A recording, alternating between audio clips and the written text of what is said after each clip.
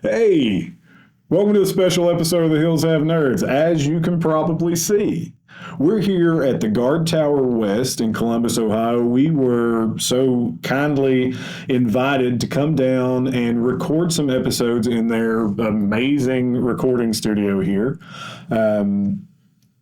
So we're the fools. Yeah, what fools they've been to have us down here. We're actually joined today here by James. And James, you're off camera, but what do you do here at Guardtower? I'm the producer. Yeah, so James has been prettying us up, and as you can see, he did the best that he could do with what he was given. Kind of hard to polish a turd, but, yeah. You know. We have a nice setup here, and so we're adding a video component to these episodes. And so today's episode is going to be our media catch-up. Some of you who have been following the show know that in the beginning we did a what are we playing, what are we reading, what are we watching component to some of our early episodes. And that could go a little long, but it didn't go long enough for us to be able to really get into the meat and potatoes of what we enjoyed about what we were doing. So, we got pizza coming. And so we wanted to move that to its own episode. So today we're going to talk about all the stuff that we've been playing, reading, watching, interacting with, and just kind of going some deep dives on it. And you're going to get to watch us the entire time. So this should be up on YouTube. If you're hearing this on Spotify, the audio release, know that if you want to look at me, you can go to YouTube, our YouTube at youtube.com/@thehillshavenerds. We apologize for any occurring nightmares after watching.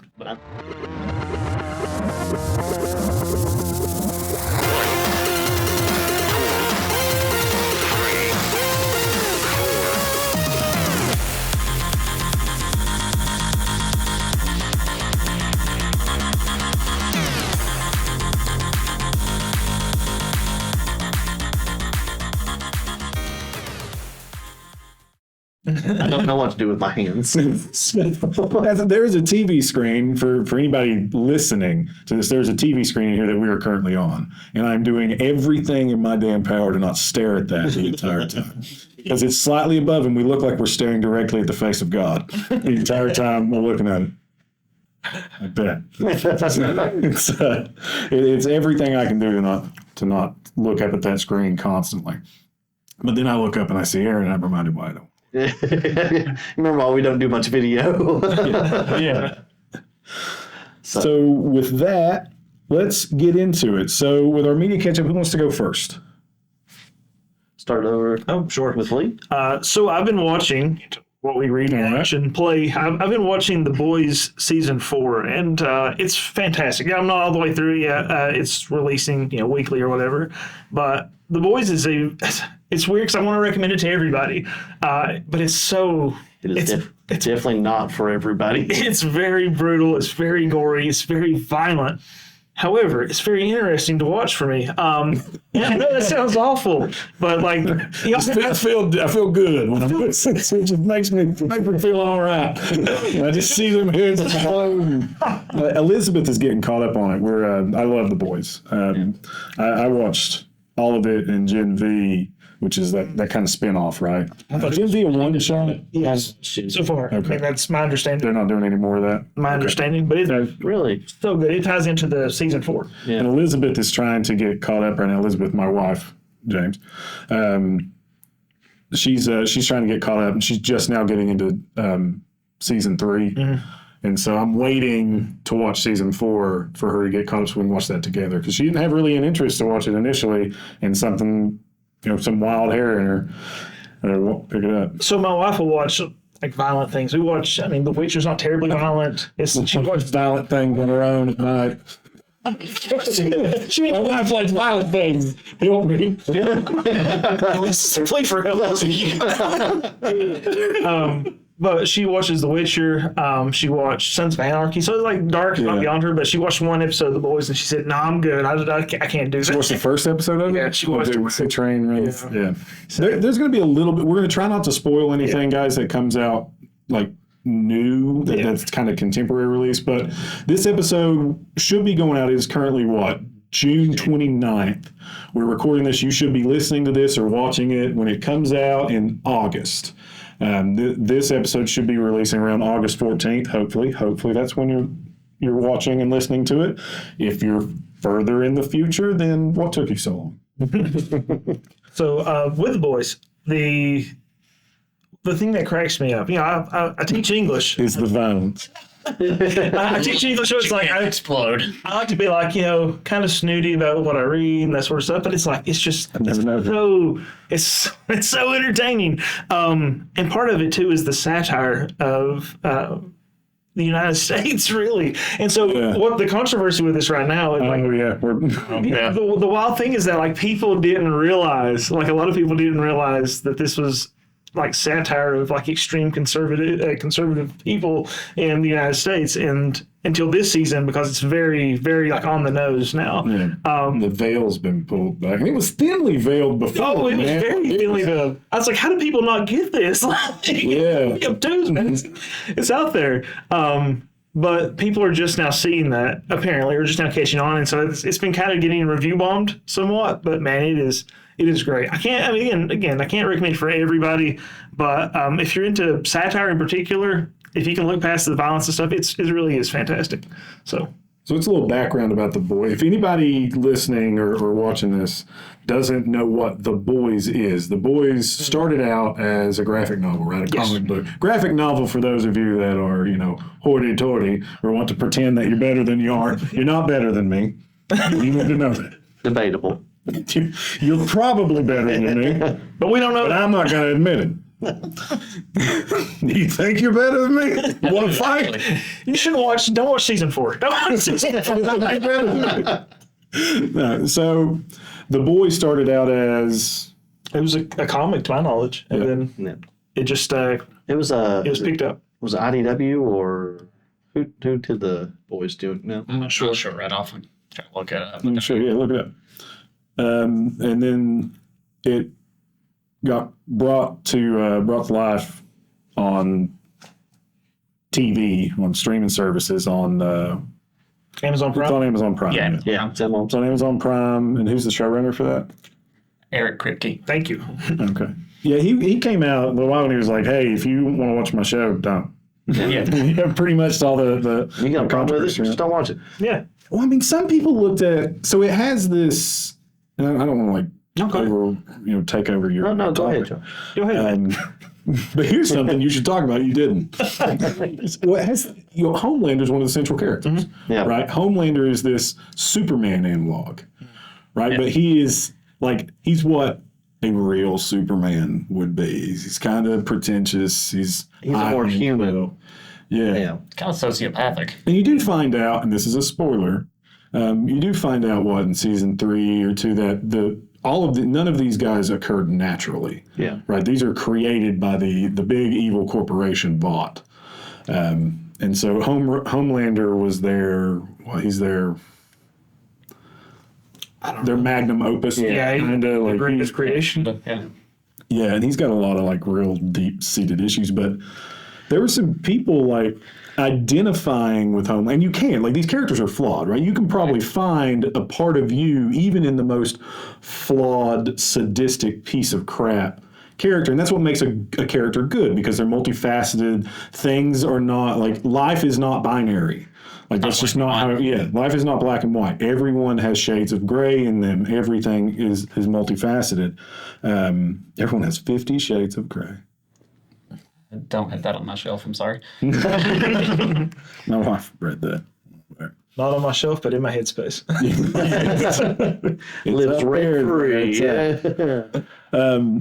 But everyone has, that propensity or capability for darkness or evil or good or whatever have you. But Homelander's he's a multifaceted character to an extent, but he's still overtly the antagonist of the show. And then one of the good guys, Billy Butcher, is one of the good guys in quotes.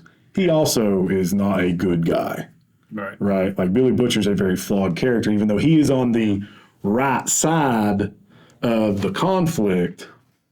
because there's like the holdout between the people that are kind of standing up against Vought, and then some of the superheroes, the soups they call them, are going back and forth. But I saw like some people are identifying with Homelander, and to a point that's probably not healthy. Yeah, I think that's kind of the thing is that people are seeing, like politically, how people are identifying with terrible people, you know?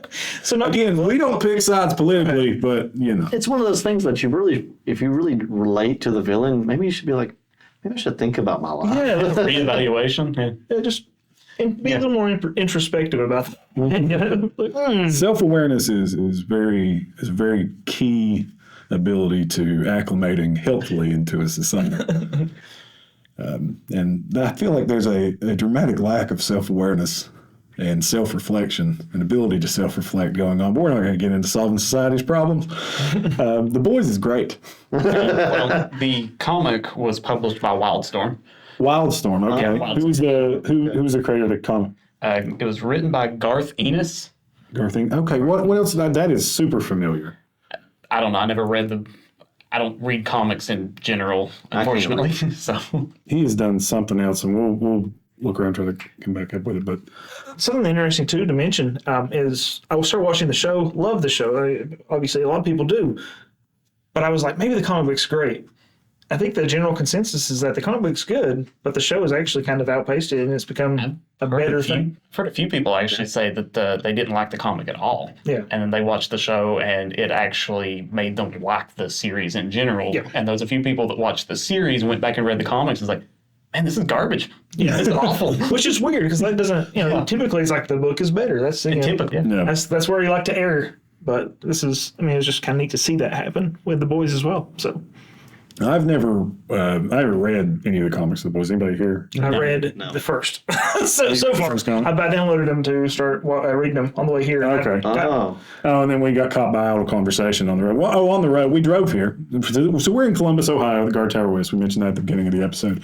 Again, we've been so kindly invited by the owner, Lynn Bartles, and them to come down here and utilize their studio and record. And it's been awesome. So far, it's great. We haven't broken anything yet, So far. which is This time. so far. try not to touch too much stuff. Yeah, we kind of sit here, sing into yonder can, and skedaddle. But we drove up here. It was about a 4-hour drive. And last night, I don't mean to, again, derail this, but last night, So you're going to derail this. I got to talk about something. Yeah, you. I got to talk about you for a second because people are going to like this. Maybe we should just get the camera on Aaron the entire time. Yes, please put the... Fully naked. There we go. Oh, yeah, This man, the fact he's sitting here before you today is a miracle And a akin to the splitting of the Red Sea. I want to argue Okay. this was a ruse to be a podcast episode, and it's just an It's intervention. an intervention. For me. We don't have anything for donations set up. Yeah, something. Yeah. Maybe. And we never ask for stuff like that. But if you have some, we need to buy Aaron a CPAP. Or if you just Okay. have a free Like- CPAP machine, just say, He's got to have something. He's going to die. Okay, we're changing the name of the show to The Hills Have Apnea because last night we laid down. So It's my time to go. we got you went several times. I'm 100%. 20 seconds, just dead silence. I don't think you were breathing. We joke about this, but I was concerned. Like I was worried. I thought you would enjoy the silence after all my snoring. I was like, oh, he's finished snoring. And I was like, he might be dead. It was, it'd just be loud, raucous, like cave troll shit. And then just you'd stop. And then we'd be like, oh God, that's it. Like that was Papa's last gasp. You ever watched a loved one die? That's what I saw. I worked in healthcare for 10 years, Aaron. I've seen death. I saw it last night. I heard it. 15 or 20 times in the span of 10 minutes. Yeah. It was bad. And then Lee fell asleep. And it was him. And it was call and response. You guys had a full conversation with whatever death god was hovering over that bed the entire night. We were about to start a round, row your boat, just in the snoring. It was bad. It was so bad. That's why Aaron and I slept in the same bed. That way we could pull each other from the brains. One of you started again, snore screaming. It's the only way I can explain it. Like, I could hear terror in it. Like, it's, you know, when you hear something, you're like, that's a sound of fear. And it was trying to, like, run from death. You were trying to pull yourself away from that icy grip, and in the wrenches of the cold grip of death, you were shrieking in the night for help. That was the sound of them just screaming at the sleep paralysis demon in the corner, trying to scare it away from them. I had a very selfish moment too, where I was like, I think Aaron's dead. I'm really tired. I think I'm gonna pretend that he's okay. I'll deal with that in the morning. This is a great old Tim Minchin joke about having kids, and that just made me think of it. Where he and his wife had this young daughter, and his wife was very, hover parent, and she's like an infant, and so she'd go in and check on her constantly. And he's like, okay, we've got her down to sleep. She started sleeping through the night, and his wife would keep getting up and going. He's like, hon, listen. He's like, I love her too, right? But can we just watch the movie? Because if she's dead, there's nothing we can do about it. So, before our life gets completely ripped into shreds and turned over and our world's destroyed, let's just finish the damn movie. Just enjoy the movie. I would think you in the medical field would at least try to resuscitate me if I would. Dude, I'd appreciate crack your sternum. It's been a while, but I would. So something else too. Keep harping on that, Aaron. Keep parking on Aaron. Well, welcome to Hell Talk with the Real Bad Nerds. We're here running an intervention on one Aaron Sawyers, who does have the worst apnea that science has ever seen. Hold on. There were moments, we started to record Aaron snoring, right? And then he would stop. And I was like, Aaron heard us. He's mad. Then he'd be like, it's ripping back across the ethereal plane. Listen. You didn't hear anything like that. Just let a man die in his sleep in peace. That's all I want. I mean, your corpse back to look at him, Ernie's. That's when Josh is really going to have to say sorry, Lynetta. Sorry, Lynetta. We want your son to live. That's what we want. I'm just going to write a note and keep it in my pocket. And it's going to be like, if I'm dead, Josh Dameron killed me. Give this to the man or animal. Make sure to prick your finger and then write it out in blood. Yeah. Make it more convincing. So maybe it's what we were all watching simultaneously. Yeah. I was afraid to die. Laughing. I want to point out, you guys told me that you sat in the bed and just laughed. I was cracking up. I was in tears. It was. Well, I'm glad that you could all experience this together with me. Yeah. It was harrowing. Anyway, so Yeah. It's been doing we had this small thing. So I want to talk about a movie I recently watched. Segue right into that. Right? Speaking of death, let's talk about Late Night with the Devil. Never watched it. It's awesome. Absolutely phenomenal movie. Stars David Desmalkian, who you would recognize from certain. I'm trying to think exactly what else he's been in. He's usually a B actor. He's not a main star in really anything he's in.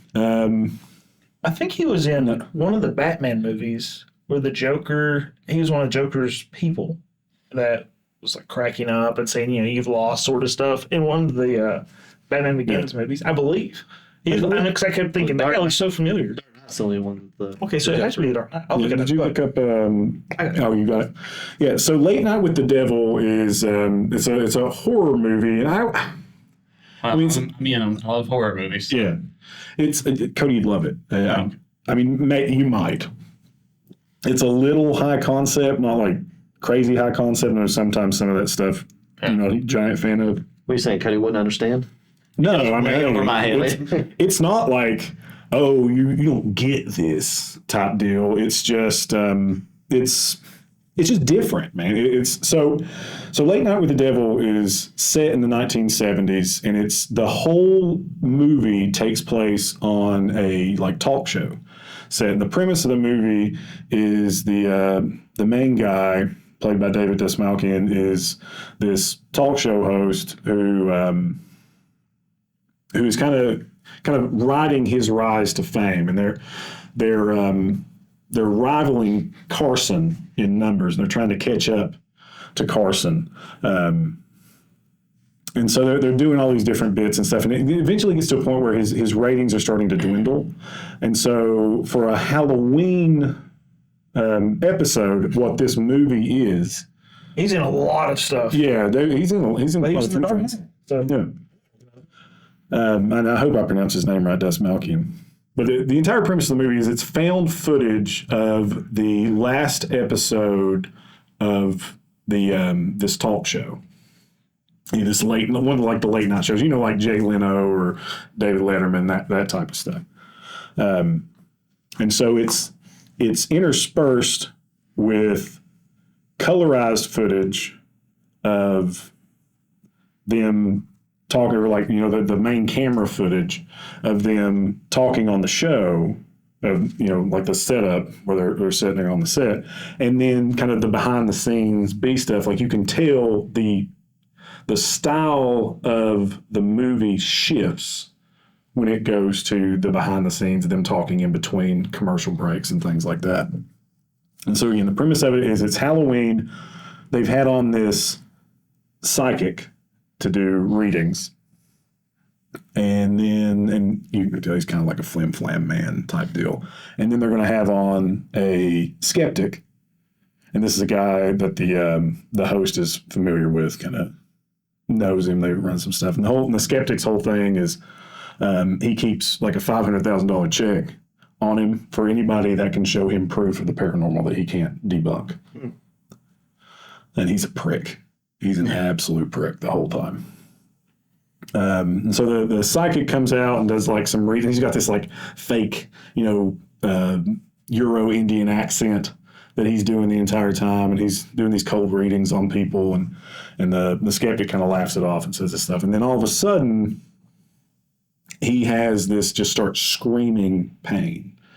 His head, and he's yelling. He's like, who will receive, looking for something. He starts saying he's hearing the word many, he's hearing this and that and the other thing, and nobody is saying his fake accent just completely drops. And so nobody says anything, and then they cart him off, and he has like a black vomit moment where he just spews his vomit all over the skeptic from The Exorcist. Yeah. And there's a cool moment there where the skeptic kind of like wipes his coat, and he's clicking his fingers at the stagehand to come over and go get his other coat. And again, he's a prick to everybody. And then they end up, that guy gets sick and like passes out, and they send him in an ambulance. Well, then they bring out their third guest, and the third guest is a pair of women, one of which is a psychologist, a parapsychologist, and the other is a young girl who, at the beginning of the movie, you get this kind of 10-minute scene of like the culture thus far at this point. It's this kind of background of this guy and his show and news of the time. It's this fictionalized America.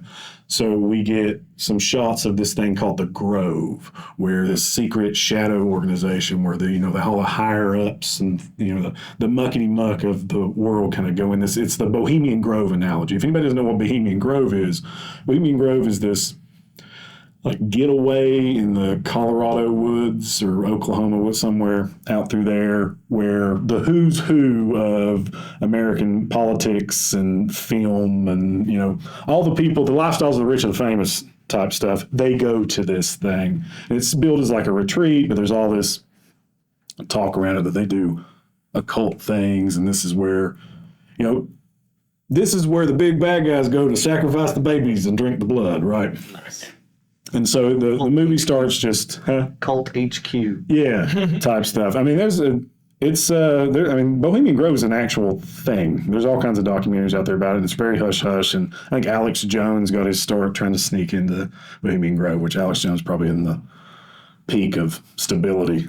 But either way.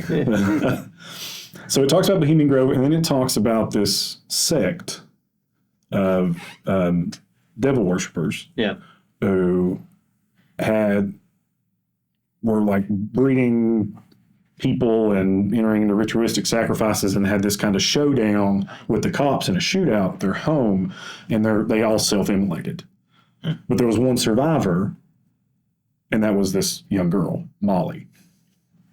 And now it was very much like a Heaven's Gate analog, where Heaven's Gate had to stand off with the cops and the shootout forever. And so Molly now claims to be possessed by a demon, and they're going to have her on the show. And this woman is kind of her handler, or Molly's been living with her. And so they've been communicating, and she talks to the demon and is trying to exorcise Molly, and it's a lot of that, and then the kind of the creepiness that ties into that. It has hints of The Exorcist in it, because it has her bringing the entity out, and it has. It's all practical effects except for there goes your phone. It's all practical effects except for a couple of the title card switches, like the "we'll be right back," stuff like that. Like when the dude starts spewing and starts like vomiting black ooze and is having the issues, you get that title card of "we're having technical difficulties." We'll be right back after a word for our sponsors. Or David Dosmalkian says, "We're going to bring out Molly," and I can't remember the main woman's name right now. We're going to bring out Molly and this lady, and Molly, who's possessed by a demon, and we're going to see if we can talk to them, but not before a word from our sponsors. There's all this kind of like just absurdity there from that, but it's done really well. And again, David Dosmalkian's fantastic in it. Kind of reminds me of a movie I watched. This has been a few months ago. It was called Nefarious. Came out last year. Okay. And it's about there's only two main actors in it. One playing a guy that's on death row, and his whole purpose is he is trying to convince this psychiatrist that he's either insane or not, depending on whether the demon is out or not. Okay. And the demon is trying to get the man killed. He wants him executed on death row. And the man is trying to convince them that he's insane so that he can't be killed on death row. Executed. And it's really good. Like that type of movie, you only have two actors, so it hinges on the fact that your two people are able to actually interact and carry the whole movie. And it was a Sean Patrick Flannery was the inmate, and he does a absolute fantastic job switching between personalities. It's really good. So this is it A24 that did this movie, or? No. So as far as the production companies that did this, that's actually one of the neat things. Let me say a little bit more about the plot. So the plot, there is this kind of like seedy producer that keeps coming out, and they're starting to have problems. And his Ed McMahon type counterpart is it's kind of like we need to do something like with this. That guy's really sick, and then they get the call that he dies on the way to the hospital. That the psychic died on the way to the hospital. And David Dosmalkian's character didn't say anything when the guy was having the fit and crying out that he was hearing the name Minnie. But then he comes out and he says, Minnie was my kind of pet name for my wife. And like MINNIE? Minnie, like Minnie Mouse. Yeah. Yeah, But nobody knew that. And so it's kind of that, well, maybe there was something up with that guy. And so his wife had passed away from cancer a little while earlier, probably a year ago, and he went in kind of this slump, and the ratings dipped down. And now this was his chance to get the ratings back up and get back into the hearts and minds of the viewers by doing these big Halloween stunts and having the devil on there. This girl that's demon possessed. And so they start the interview, and they're getting them to go out. And the whole premise is this girl possessed or not? Is this stuff happening? Now, I don't want to give anything away because it's a fairly new movie. But it is just, it's done so well. The setting and the cinematography of it, the practical effects are all like Evil Dead, so it's not over the top. Like, it's not the most gory, awful movie you've ever seen, but there's a little bit of gore and there's some adult themes. Nothing too terrible, because I'm not a big fan of like the giant, gory, awful, over the top. Let's watch heads explode and stuff. I mean, even though I like The Boys, but some of that, as long as the story's really good, I get into it. But it's just really well done, and then it has this kind of unraveling at the end where some plot lines start to tie in, and you start to see what's going on. And then there's portions where it leaves you as the viewer wondering if what you've seen is really happening, but it does it in a very elegant way, I think. And I highly suggest Late Night with the Devil. It's really, really good. One of the things we noticed when we were watching it is, I mean, you guys know when you sit down to watch a movie and there's like production companies that come up. This is an A24 film. This is this, or whatever. Yeah, and there's usually like sometimes there's a couple that come through, and you're like, and some of them have like the beginning of them looks like, oh, that might be the movie starting, and then it's a title card. Then it's a production card. Yeah, right? the Family Guy skit does that. Yeah. Family Guy didn't really think. Oh, this had 9. Oh, wow. 9 production companies went into making this, including Good Fiend Films, which was Des Malkian's production company. It was unreal. So I looked at a little like the building up of this movie or creating this movie. It was post-COVID. They were trying to get, funding for an indie movie. And the director was like, listen, we're taking it from wherever we could get it. And that's kind of the nature of, we felt strongly about this. We want to make this movie. What can we do? Well, you got 9 chefs in the pot. But there were 9 production company reels before that, before the movie went on. And it was, we just kept watching. So what in the hell is going on? It just appropriately wants keep going. Just kept going. Sounds mysterious. Who's this? Oh, it's just a production company. Yeah, one after the other, and after the other, after the other. What's that horror movie like streaming service? Shudder. It's on Shudder. Yeah, it's on Shudder. Yeah, I was thinking it was on Shudder, or it started. Maybe it was a Shudder production originally or something. I don't know. It was in theaters. Okay, maybe it's just that it's on Shudder now. Is it exclusively on Shudder? I think it is exclusively on Shudder. Okay. Yeah, and Shudder's great, guys. Shudder's $6 a month. We're not a sponsor, right? We have no sponsors, right? Everything we tell you about, we just enjoy. I'm looking at this, even though I have the camera over there, because I'm used to looking at the microphone. Everything we tell you about, we enjoy. I want to look at you guys when you're talking, but then when I talk, I won't be like, hey. Stare at that. Hey. We each have cameras in front. It's pretty neat. The big thing too, I wanted to comment on that is like that's a scary. James is crawling through the floor over here. You can't see him. But if you could, it's the trailer. I watched the trailer for the film and it looked incredible. Like It's so good. The way it's stylized, it looked like those old 70s. I guess it's set in the 70s. Yeah, 1977. Okay, it looks awesome. I mean, it looks so on point for a 77 film. The subject matter is creepy to me, so I probably won't watch it because that sort of stuff disturbs me, man. But it does look incredible. I really want to watch it. You should. I highly suggest anybody watch this movie. One, because they obviously did the work to make it. They used practical effects in almost every single little thing. They used a little bit of AI for a couple of the title cards. And I know some people got some kickback on using AI for certain things and not offering artists. But I mean, a lot of work went into this movie. I'm going to give them a pass on that one. Well, sometimes your budget just calls. Yeah, I mean, I get it. But they put a lot of work and love into this thing, and it really, really wowed us. I watched it. It was me, my wife, my daughter, my niece, and my son. And my son is just, he hates horror movies. Like, he's terrified of it. He's scared of moths, right? Like my kid is 6 foot tall. He's 16 years old, and he is just scared of his shadow, which is fine. They're not the most emancipated young people in the world. Yes, you don't have to be nowadays. Yeah. But he loved it, and he is not a horror movie kid. Okay. Like, I can't get him to watch anything.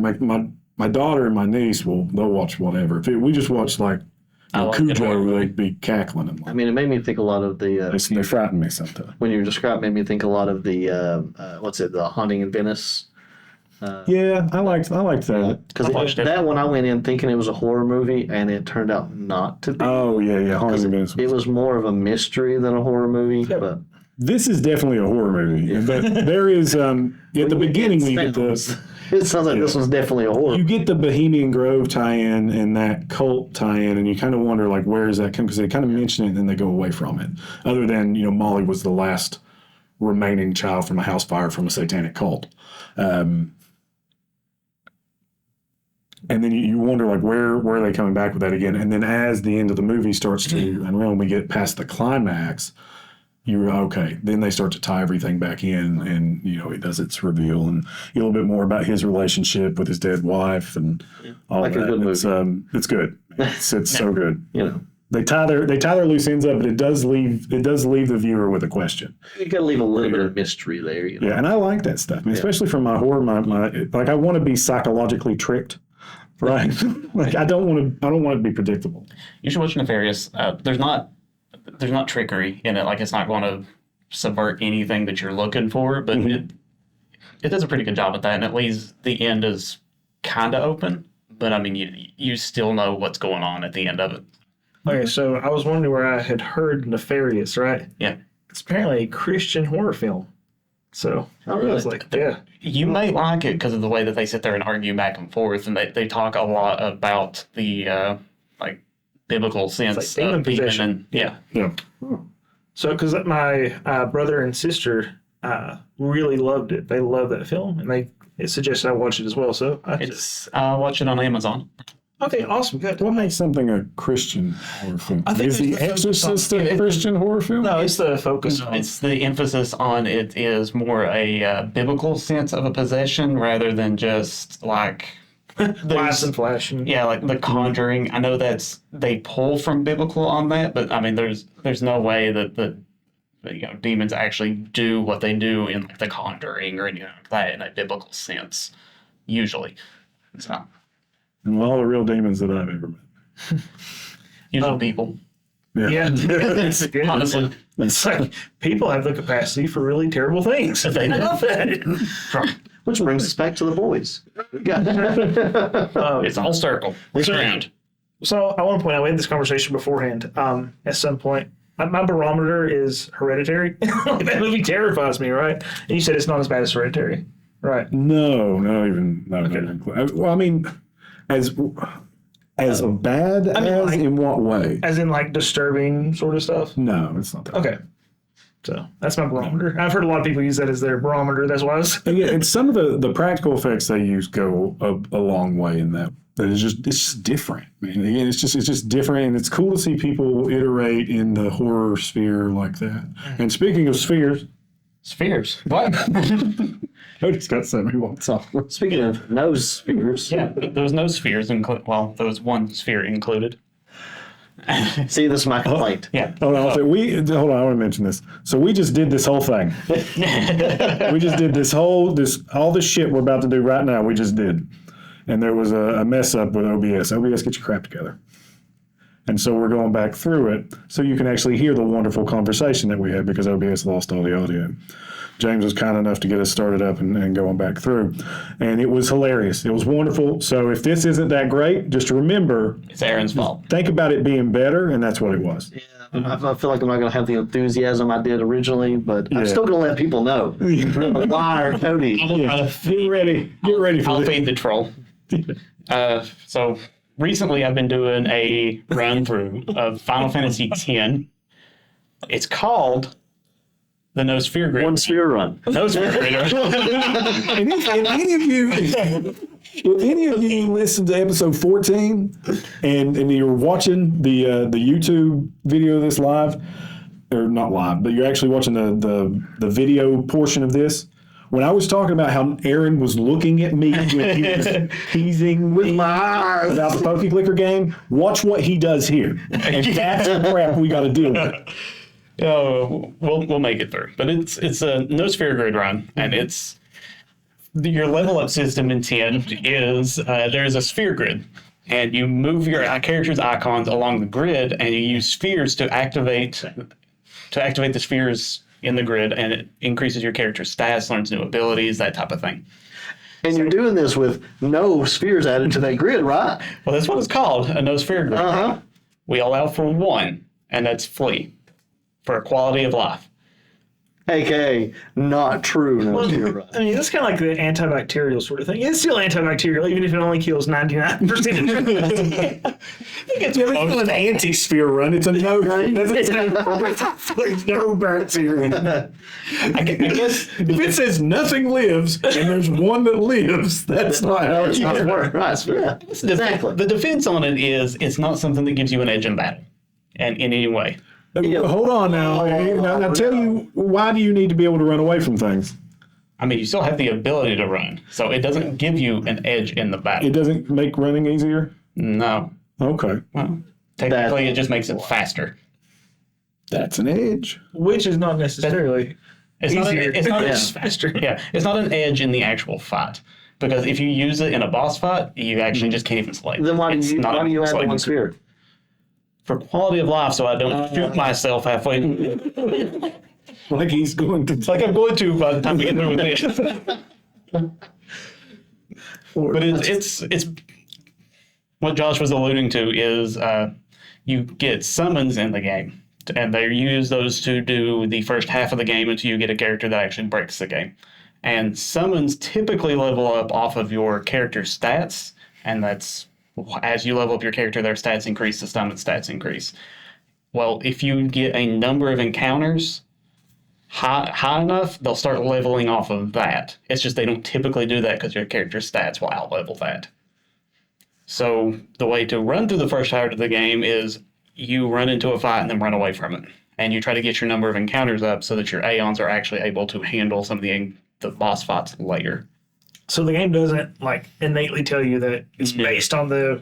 It doesn't tell you either that it's based on the character stats or the number of encounters. That's just something people have inherently figured out. That's so cool to see, like, people delve so deep into the game. It's just that's I mean, that's just what they do. delve so deep to be like, I can just go into battle and leave the battle, and the stats still increase. Here's a new way of breaking this game. That's like people in Breath of the Wild found out that there's a hidden experience bar. Really? Yeah. And as you defeat enemies, that's how you get harder enemies and better weapons. Is the more you defeat, each enemy actually applies an experience bar that's not shown anywhere, and you're actually gaining experience. So people found this out, and that's how they do a lot of speedrunners, by not killing enemies. Wow. So that they get easier enemies. Curse Nintendo. I need to see a bar. Oh, yeah, we love filling up. Well, yeah, I'm sure there's a mod somewhere you can get That's so to show cool. it. But I mean, there's like a giant data mining community for just about every single thing that goes on. I know we talked about data mining in a few episodes, but that's kind of going into the code of the game to pull out the guts and see how it works, right? It's anatomy and physiology for video game design, or, the forensics of video games. It's nice that, developers go, you know what? They don't need to see how the sausage is made. But then we're like, how is the sausage made? Show us. there's people I'm convinced there's people who just don't play games, and that's all they do is they're like, I'm gonna break this apart and find everything I can. Yeah. Oh, absolutely. And that's part of the big appeal. I mean, I don't do it, but to see the kind of aggregate of information that the data miners put out prior to any big patch or big expansion for an MMO that I'm excited about coming out. Yeah. Just see what's new. There's different voice lines and things that you wouldn't get to know until you experience them, and you probably shouldn't know before you experience them, because that's the intended way to play the game. And this is the optimizing the fun out of video games. Again, I keep calling back to that other episode, but it just rings true across everything we talk about, optimizing the fun of the game. Yeah, I mean, I guess it's kind of akin to going back and looking at manuscripts of like books that have been written. It's like, well, I want to see like what was the first draft, what was the second draft. People get interested. Mm-hmm. So what's the process like? And it's really cool to see how you can take that and make a speed run out of it. Yeah. Well, I mean, We'll make our use of game mechanics. yeah, going back into the game mechanics, that's to do this run, you have to do like the character overdrives, and that's really the mechanic that sets all the characters apart. That's like that's the limit break for Final Fantasy X. Yeah, Just to it's- call it that. We've already said this sentence before, but I'm saying it again. Yeah, and characters innately have this one set up as they take damage, their overdrive fills. And it's the more damage they take compared to the life they have, the faster the bar fills. So a lot of the times, and if Flee actually doesn't help you in this instance, it's actually a detriment if you used it to fill up your overdrive bar. Sound pretty defensive, right there. Yeah. To fill up your overdrive bar, you have to get hit. And since some of your characters only have like 300 HP, 360 the lowest, they get one shot and they just die. But if one character escapes from the battle, the other two can die, and then you've escaped the battle. So it typically would leave one character to just keep escaping, and then the other ones would just keep getting hit, even at 1 HP, but their overdrive bar will fill because you don't lose it after they die for whatever reason. I mean, you justify however you feel you justify, but my truth stands still. Yeah. But the Riku, the character that actually breaks the game, is her overdrive allows you to mix items, and there's an item called the Wings to Discovery. And whenever you mix them, it gives you a ability called Trio of 9,999. When you say mix, what do you mean mix? I never played Final Fantasy X. Her ability is literally just called Mix, and you go into your item list, find the items, and then just select two, and then she mixes them together. Okay, so and there's just different things resulting upon what two things you pick to mix. To get this one, you mix 2 Wings to Discovery. Okay. And it gives you this trio of 9,999, and all 3 characters that was in the battle at the time that you've done it now do max damage with every attack. Even if you switch, and you can switch characters out on the fly, so even if you switch them out and bring another character back in and then switch them back in, they'll still do that. Okay. Cody was explaining this process one time to me at work, and he was like, "Yeah, I just got to put this character in, these characters in. This one has to have haste, so they can switch that one for this one, and then after she goes, this other character, and I just switch that character back in." And I'm like, "What? Why? What are you doing? He's just rotating characters, never attacking until finally he's like dead." It's like a cup game if there's a gun under it at the end. Essentially, imagine being the bad guy, just watching these guys go, just switching around, then go, "Come on now." I mean, it's not even just them running in and out of the battle, because I mean, like, they're just running off into the ether, disappearing into nothing, and then coming back. But whenever like that one runs away, the one that comes back in is like, "All right, I'm gonna change my weapon real quick," and then the one that's next to them runs away, and the one that just left comes back in. It's like, "All right, I'm gonna change my weapon real quick." And it's like, you do that because you're manipulating your turn order so that you can kill the boss in a set path. Because if you don't do that, he'll go into another phase and instantly kill you. And then boom, Bahamut. But you have to do it in that turn order so that you can actually kill the boss, because you can't survive hits from them. It's wild how people have sat down and figured out the exact turn order of this character had to be at 1 HP because she has SOS haste. She has haste whenever she's that low. And then she has to mix her items, and this person switches out, this one switches in, change weapons so that it's faster mechanics so that they can move faster. And it's all just turn order manipulation. He's got a book. He's a rich book. I wrote down a rich book. And he was telling me one day, he was like, "Yeah, I got this one boss, and I have to get it to this specific health so that I can just finish it off in one hit." Yeah, that's that. It's Avery, which is Yeah, I remember you were talking about. I got to get it down to this point. Oh no, I've done a little bit too much damage. Yeah. Or I'm not done quite enough, or it hit for just a little bit. There's just random kind of parameters they'll hit. They'll hit for this much to this much in a range. well, it's you can high roll or low roll on any kind of attack, and Which is all. typically you want an average roll whenever I was doing this, because if I hit a high roll, I would hit like max damage and do, even at level 1, too much damage to the boss that I'm trying to kill, and then it would cast auto haste on itself and it would outspeed me, and I just can't fight it anymore. I die. So for every Right person that's figuring out these kind of strategies, they have a bored friend who's going, "This makes no sense," but you got to talk it out. You gotta explain it to your buddies. Like, this is how I want to do this. You'll regret it. And then Or there's a bored friend or patient wife Exactly. or patient partner. Or say that it's just. I don't know why you do this, but I love you. Do you do that to to Elizabeth? Yes, but also she does that to me with Stardew Valley. Oh, that's awesome. So we kind of get like she keeps. I tell her about what the most recent storyline in World of Warcraft or Final Fantasy 14 was, and she tells me what she's done on her farm and in Stardew Valley, and none of us are listening. Neither of us are listening to either one. But it's a sounding board, and we go there. Yeah, I said I like to bounce ideas off you. Yeah. Better than with Brittany. I'm like, yeah, Brittany, here's this lore, and she's like, that sounds stupid. I'm like, why do you hurt me? We love you, ladies. Well, I do that to Shelly. I'll say, look, I need to talk about this. I want to die if I don't talk about this right now. It's like this was so cool, and I want to just overshare just real fast. I love you so much. You're my person, and I just have to share this with you. I know you don't care, but I gotta share it. Legally, you are required to listen. Can we talk about Final Fantasy? I've been dying to talk about Final Fantasy all day with you. I mean, the story for 10, I love the story for 10, but my God, is it super complicated and makes no sense sometimes. Sounds like Final Fantasy. That's pretty typical for Final Fantasy story. He doesn't exist. That makes comment make a lot more sense. Time to dig into this. Listeners at home or viewers, did you also hear something insane? What? I like The main character technically doesn't exist. He is a summon. He's not an actual human. Oh, okay. Cool. So he's like an icon. Yeah, from 14 terms. There's more. Yeah. It's about the beginning. No, the dance is a sending ritual that whenever somebody dies, a summoner has to do a specific ritual to send their soul onto the far plane. No, that's And just if their soul's not sent onto the far plane, they become the fiends that are the monsters that's attacking you in the game. So every monster that you're killing in the game is a dead human that wasn't sent on. That's why I like it. Yeah. Okay, now is 10 is like the world of 10 based on the 13th from 14 because they have all those souls that have become that kind of their anima has been they're not anima their ether has been warped. never thought about it. Yeah. I mean, Possibly. kind of, I guess. 10, I mean, a lot of the Final Fantasies don't really share any kind of connection. Yeah. I mean, the only ones that truly do is Tactics 12 and 14, because they all include Garlemald and Raminaster.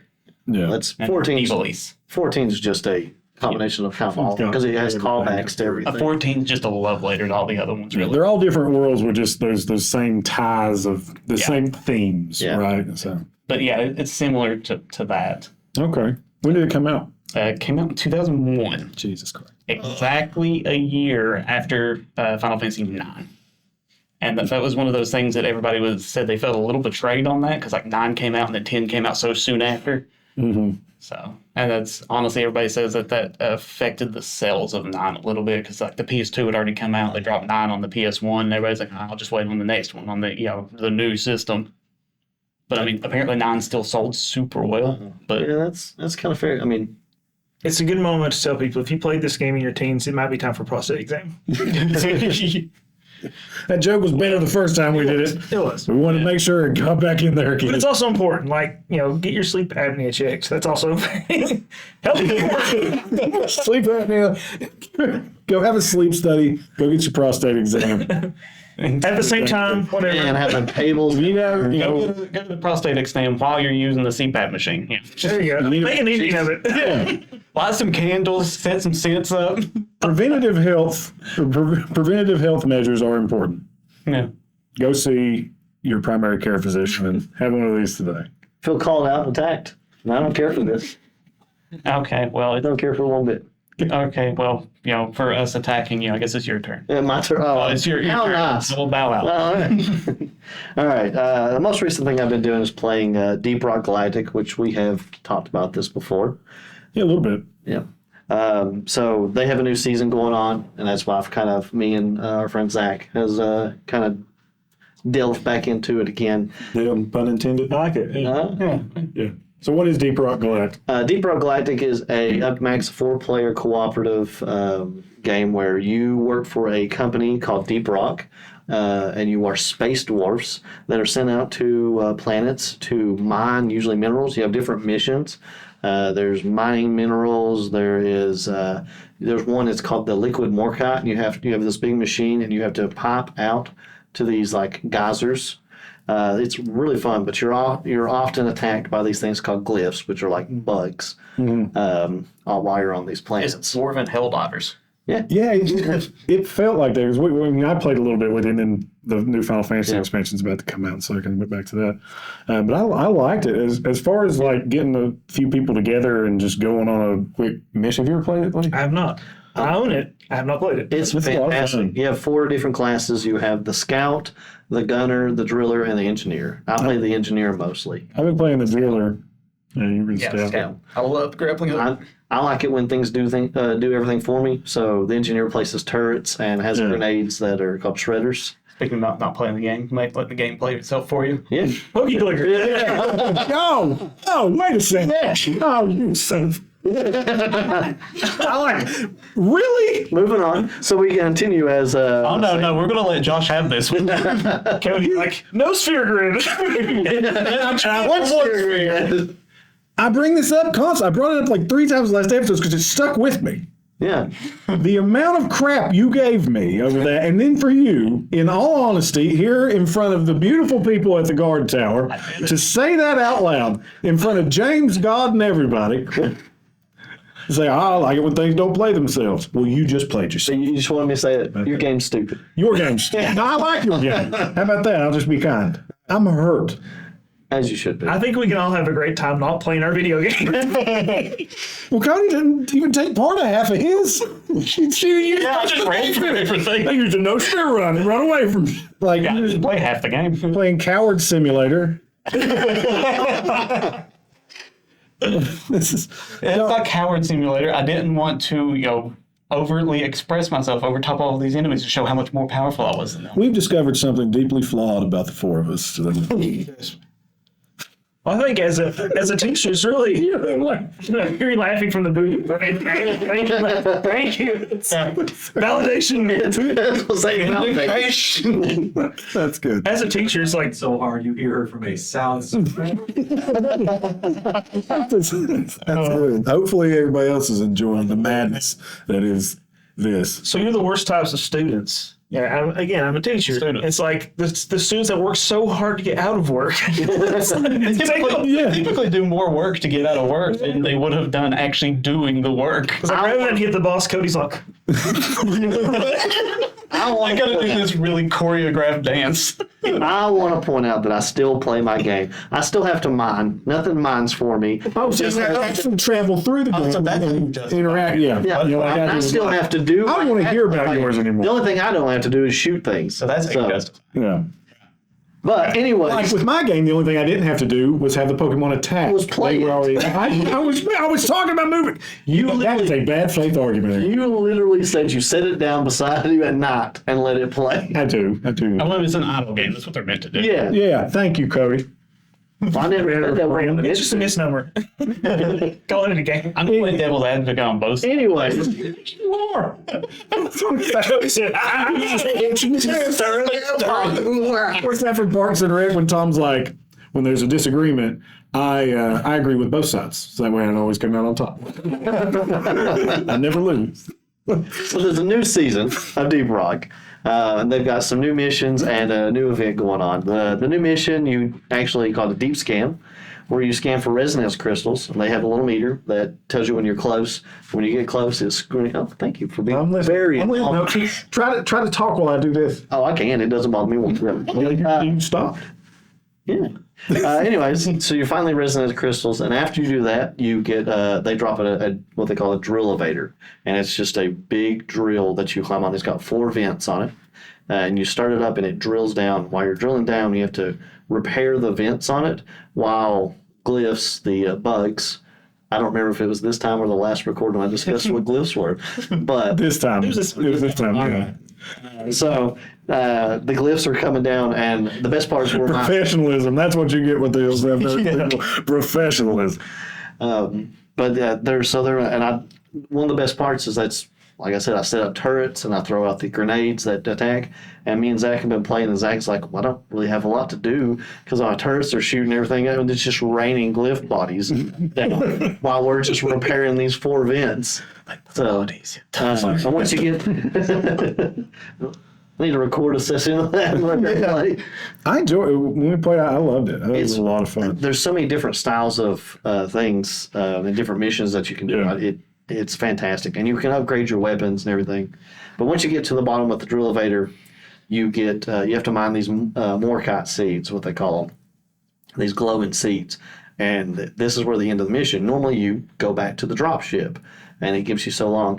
The coolest thing is now you've got this big tunnel, the drill elevator, and these Morkite seeds must be priceless because you just abandoned that drill elevator. This gigantic machinery. They Probably must like mass $1 produce. machine.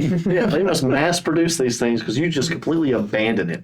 And it drops out these rocket boots, and you just rocket up this tunnel.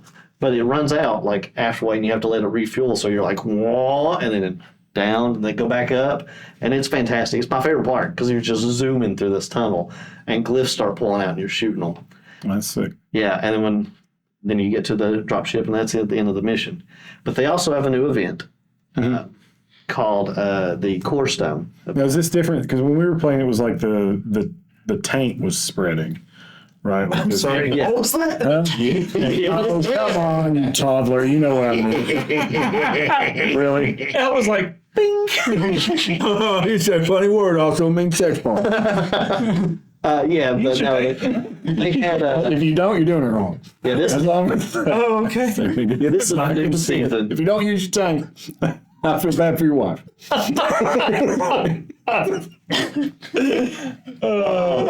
We've dwindled to this, haven't we? I heard laughing from the sound. Good deal. I wonder if these episodes do good. We made people in the room. Tell me about the time. That was last season. Okay, so that's what's litho- changed. Yeah. They called it a lithophage, I think. It's like the lithophage or the something. lithophage Yeah. spread. Yeah, and it was a It's different like the event. disease was spreading through, and so you could unlock all these weapons with like this tainted appearance and stuff like that. You had to use I actually a have those. you had to use like a foam sprayer on it and then a vacuum to suck that back off of it and like clean everything up. It's like Stuck you're the going. tank right off. Yeah, you had to suck the foam. You had to suck the foam off the tank. The fucking Clean it first. I used the phone to clean the tank. Use the phone to clean the tank. That's the tagline for this episode, everyone. I'm getting busy. boy. Stop. Also, if you played Final Fantasy X back when it came out, it's probably a good time to have your blood pressure regularly checked.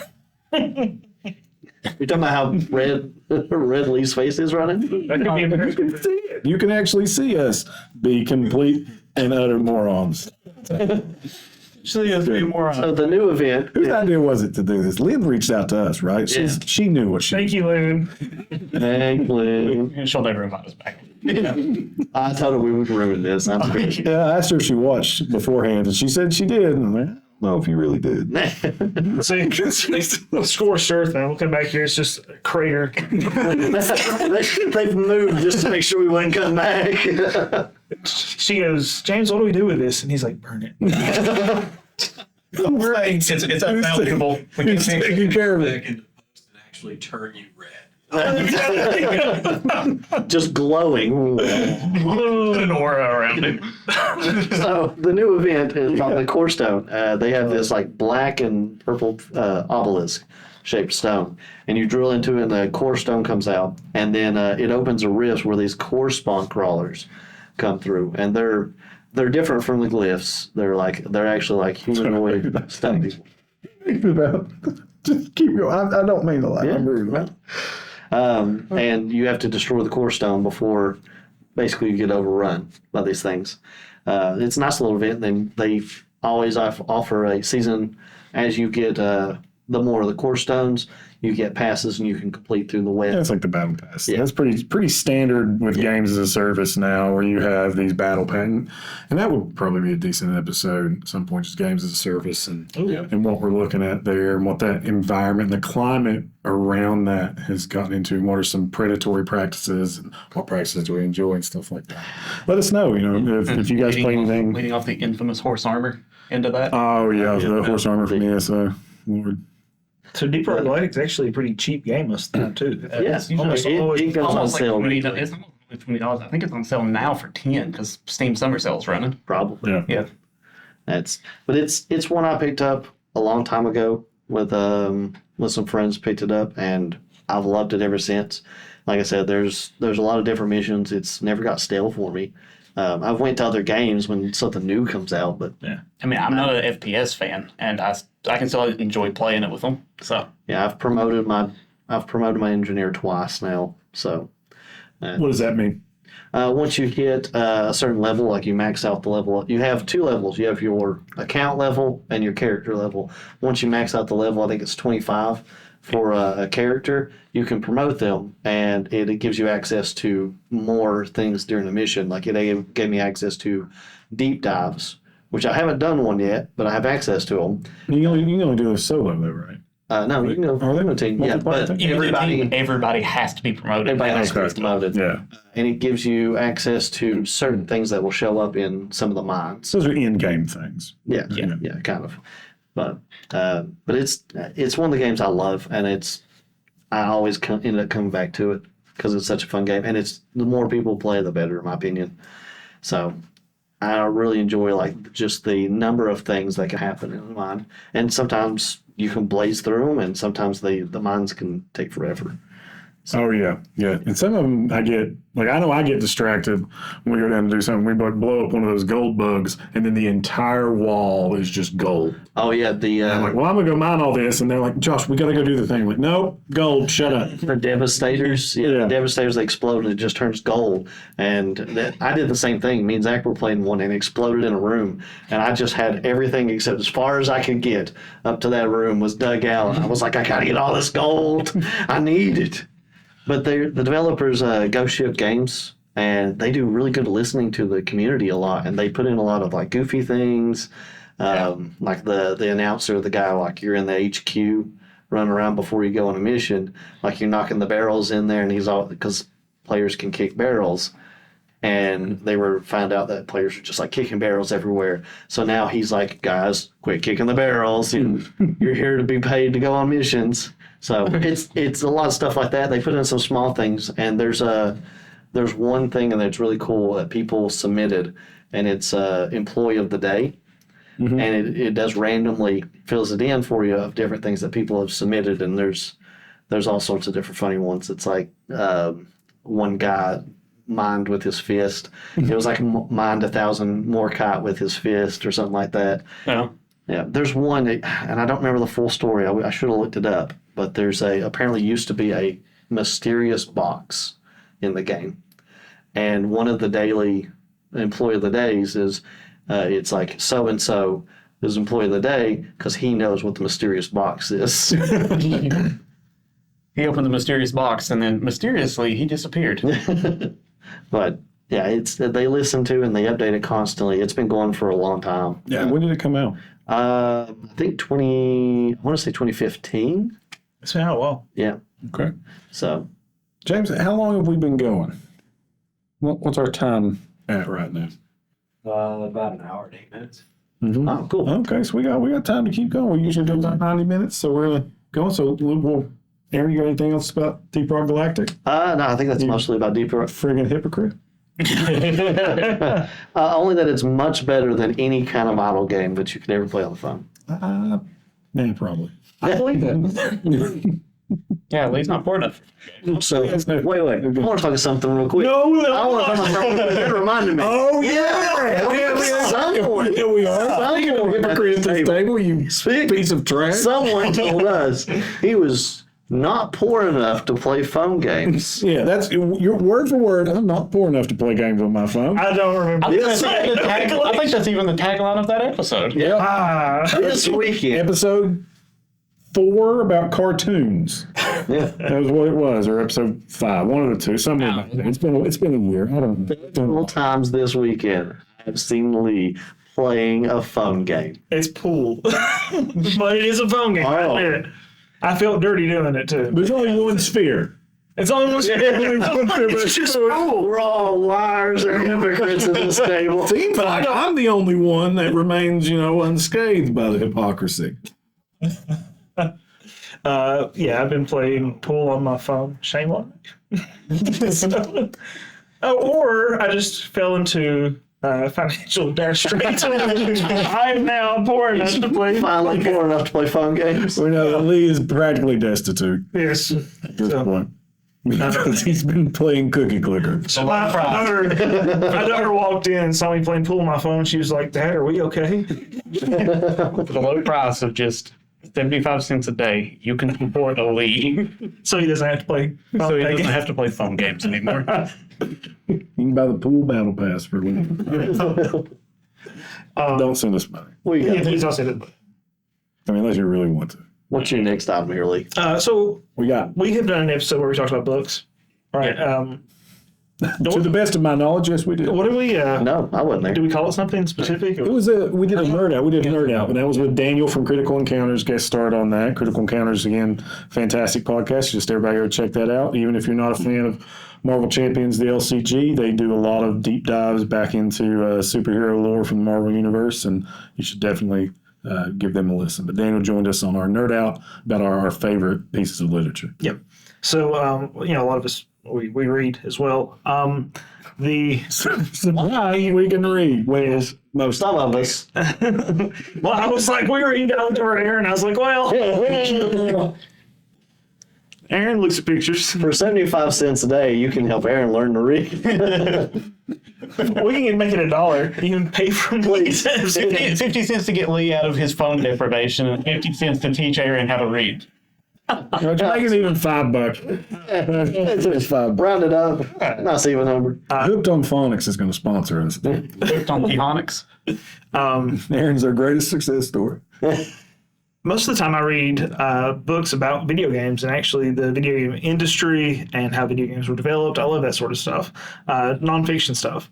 But I saw the book where the crawdads sing, and I've been reading that currently. Elizabeth read that. She loved it. Okay, so I've heard just universal praise for this book, and I agree. It's great okay. so far. I thought you just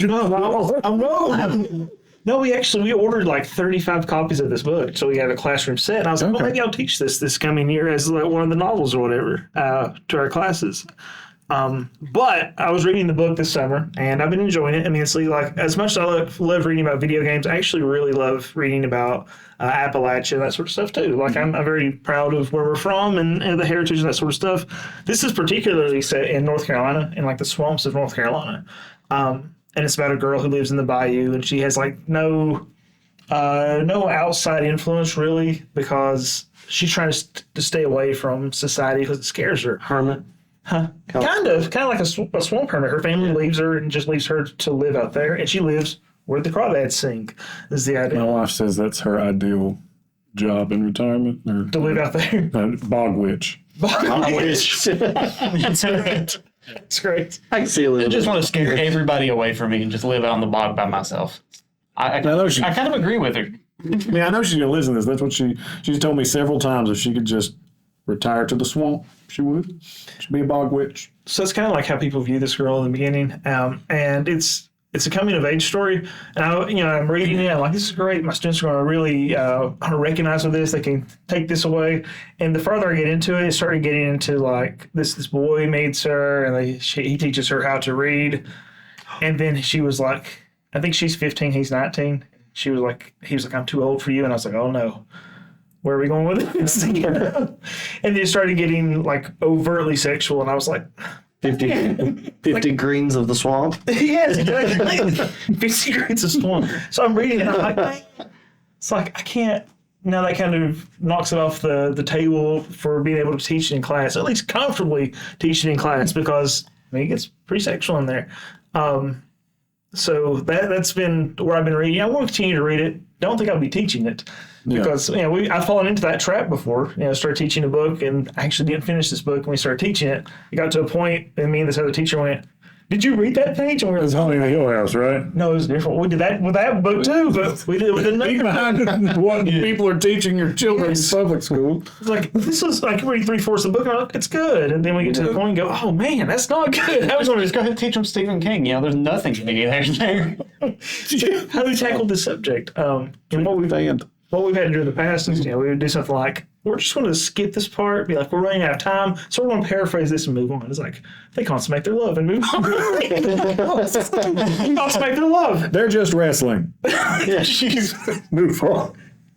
Stop fighting with your mouths and move on. Obviously, kids know nothing about any of this. Right, it's like, The internet doesn't exist. we can't talk about this sort of stuff. These are teenagers. They're We probably shouldn't talk about this. brilliantly innocent people. As a father of 2 teenage children, the world terrifies me at every turn. Yes. But either way, fantastic book. Highly recommend the book. I don't know that I'll be teaching it, but very good. So it's really, I don't know that I have a lot more to say about it. I was Who's the looking author? I don't remember. That one person who writes books. I will point out that I started the audiobook for it and hated the accent of the person reading it. Did they do like a bio? Like, Yes. well, howdy there. Yes. Oh my God. And so actually I have trouble with listening to what I assume, and I could be wrong, what I assume is like a fake accent this person's put on, because when she's so articulate and everything else she says, but then it's She like, caresses his strong muscles. everything kind of went upward when she said stuff. She said, I think you're Foghorn Leghorn. Now, I say, boys, she slowly reached down towards his thigh right there, I said, now. His rough hand caressed across her nape of her neck, now, if you listen here. Now, I say, I think I'm too old for you. I'm too old now, aren't you listening here? Hey, I taught you nothing. But it's a good book. I do recommend it. The controversy, or something that I kind of wanted to tie into it, is Delia Owens is the novelist, and she's a zoologist. oh really? I don't know if that matters with the crawdads. I don't want maybe a bad one. She if knows actually about said- crawdad. Well, she does. It's a lot of cool stuff in there, and like the science behind a lot of species and stuff. 'Cause Oh, yeah, is like it? studying the. Okay, well maybe Swamp that's life. well, explains her being a zoologist, yeah, Yeah, that's cool. But yeah, I'm not dogging on the book at all. It's great. Just I don't know if it's really appropriate to teach. Yeah. But then I thought about this idea. Maybe something we can talk about at some other point. It's like, at what point do you cut off and say, well, this is not appropriate to share with children because they're confronted with these things constantly anyway. Yeah, So it's like, do we teach them how to appropriately deal with this sort of stuff, or do we just ignore it? this is a pretty heavy subject for the Hills Have Nerves. I mean, I don't care. I don't mind. Welcome to the Hills Have Nerds Sex Ed. Today we're going to talk about. It's not even that. I mean, I know we make light of things and we joke about the absurdity of certain situations, but the reality is, like Lee said, kids or young adults in what probably the classrooms that you're teaching, these kids that are 16, 17, 18, some 19 years old, are presented with these situations every day. And in an ever-growing world that is online and interconnected, and I don't want to say risk, because knowledge and self-awareness and human growth is never a risk, right? It's just the prevalence of these interactions and the prominence of them is ever growing with interconnectivity. And I know I, as a father of teenagers, I would like to think that, one, I know I can't be around my kids 24/7. That's not what I do. I think public school is a need. I think public schools should be better funded. I think public schools do an incredible service and are needed in the community, right? I don't think public schools are out there indoctrinating our kids to believe a certain way, because if that was the case, it would be a whole lot different, right? But I'd like to think that when they're there, they are being presented with differing ideals from what they are insularly grown with, right? Because, I mean, that's indoctrination. That is kind of the peak of just kind of putting the blinders on and saying, hey, this is what we think is right, and that's all we're saying. Like, to have self-awareness, to have human growth, you have to be exposed to a multitude of ideas. And even if they are, quote unquote, uncomfortable, it's not comfortable to grow. It's not comfortable to evolve as a person. So, I mean, to me, I think it just really depends on how the teacher is presenting it, how the situations are spoken about in the classroom. Is if it's sexual in nature, is it presented as taboo? Is it presented as something that you should be shamed? You should be ashamed of for feeling a certain way or looking at something a certain way or having those, like everything is natural, right? Like that's what George Carlin said. I know we're getting a little deep for the what are we playing, what are we doing while we're watching. Dim the lights. Yeah, Lee brings that to the table. I'm over here. It's dimming the lights. Yeah, Lee brings that to the table, and I'm over here. It's like, what kind of choreography? Doing one at a time ain't doing it. We're trying to dim the lights. It's like, what kind of choreographed dance can I do with these virtual characters? And Lee's bringing something that we have to actually think about.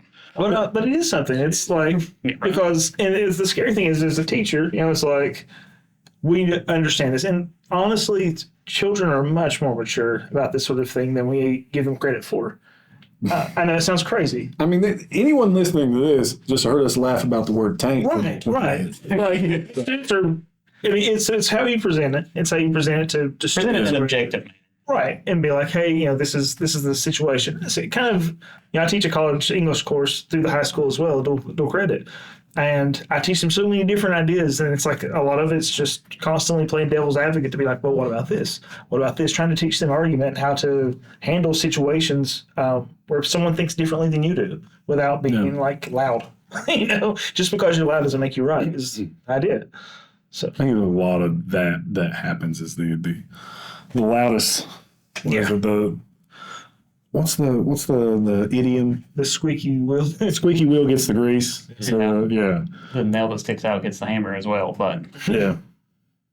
No, I like that. The nail that sticks out gets the hammer. like if you're going across a board, like whenever you have, What a wonderful phrase to etch on your Gestapo vest.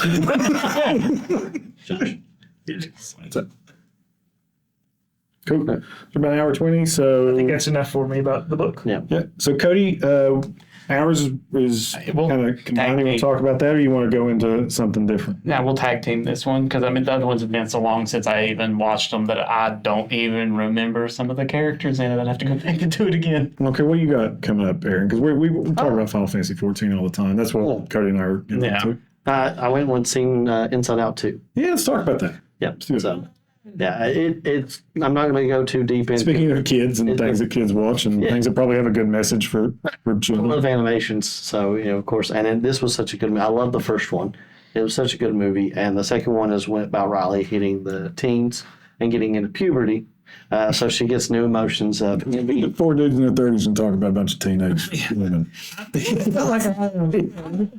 Oh, well, Fully understand their emotional state? Not at all. I do try to tell my kids that, like, I remember what it was like being a teenager. Like, I remember Unfortunately, going I did. through that stuff, and they look at me, and I'm ancient, Yeah. right? James, you probably get that with your kids. They look at you, and you're just ancient. My kids are very often surprised when I understand their cultural references. Yeah. And it's just like, oh, he's 100 years old. I'm 30. My daughter said that one time. I said something, and she goes, "Oh my God, that's such a 30-year-old thing to say." Like, what the hell does that mean, you little turd? I know. That's what a teenager would say. Listen, I'll eat you across the. I mean, as a parent, you want to relate to your kids, and then they're going through different stuff. I think some teams come up and thought, like, have you ever seen a PS2 in real life? I mean, yeah. What? Don't cite to me the deep What? magics.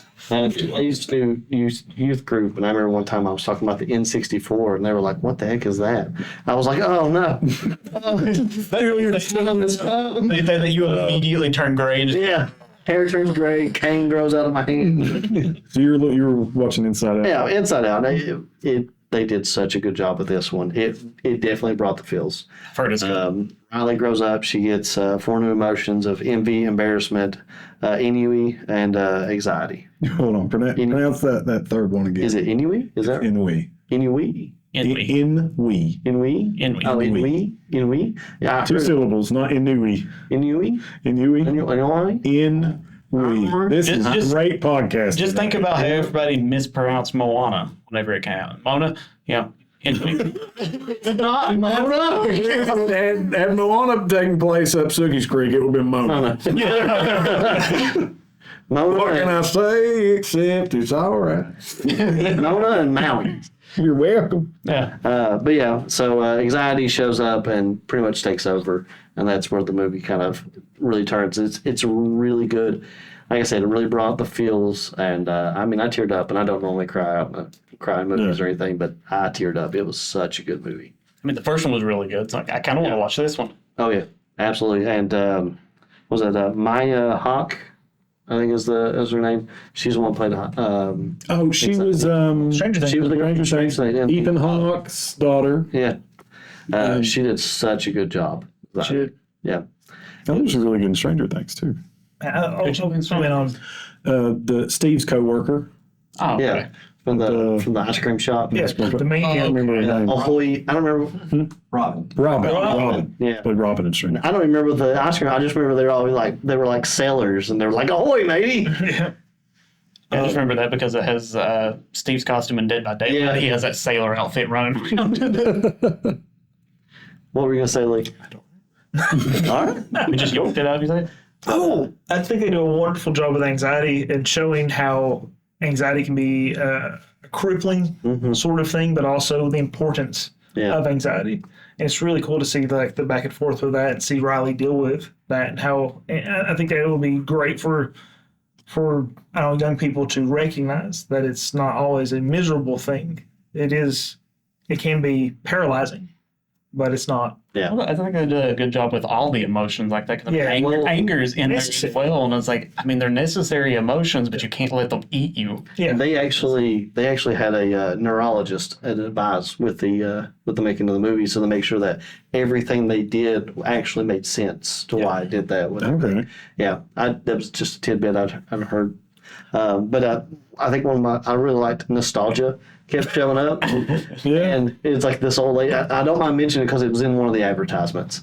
But nostalgia shows up and she's like, "Do you remember when we all come up to Riley's mine?" And they're like, "That just happened. You're too early, nostalgia. Go back. Go back." Okay. She's like, "Oh, I'll see you next time." And she goes away.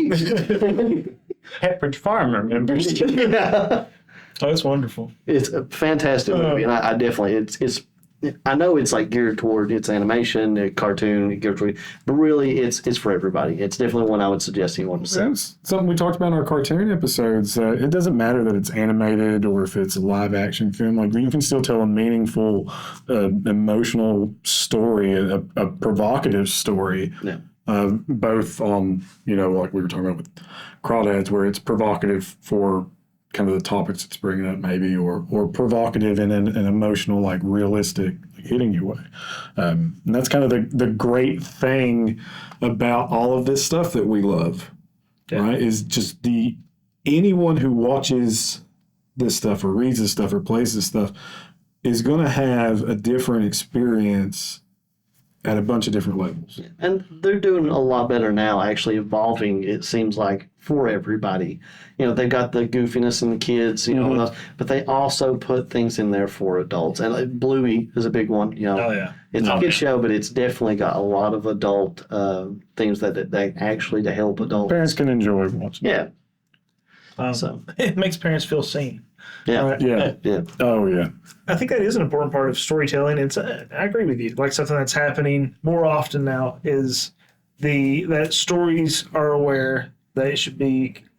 A lot of stories are aware that it should be available for other people. Like a good story reaches a lot of different audiences. I mean, that's what Shakespeare did, right? He was telling the fart jokes, and people were getting the fart jokes, but then there's a lot of highbrow stuff too. Yeah. I contend that South Park and Family Guy are fantastic because of that. It's like you got your fart jokes. Yeah. Then you have some really highbrow stuff too. Futurama. I love Futurama. And it's got a bunch of, real lowbrow, just right in your face stuff. But I mean, there was that episode about Fry's dog.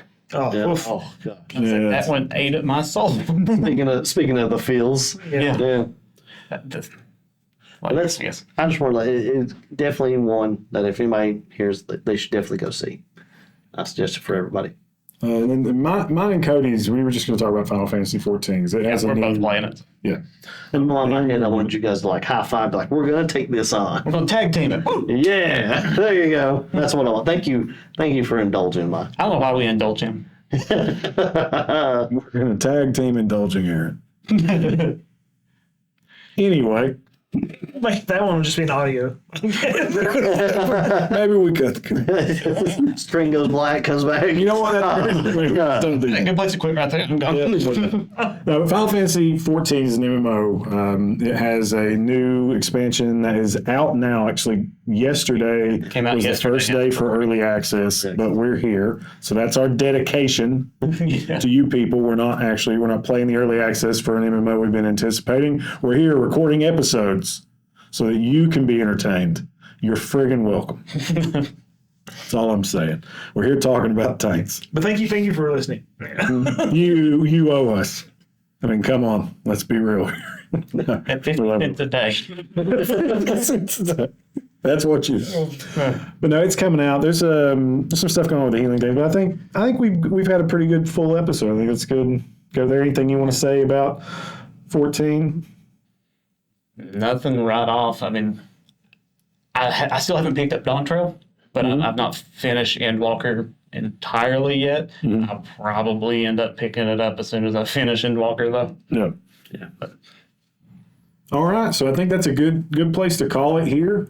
Again, guys, we've been Hills Have Nerds, and we really appreciate you sticking with us and watching and listening. And again, thank you to the Guard Tower for having us here to record this episode. This is the first one we're recording here. We're going to record another main episode, and then hopefully have a sit down with some people if we can make that happen. We'll see. That's on the table. No guarantees on that.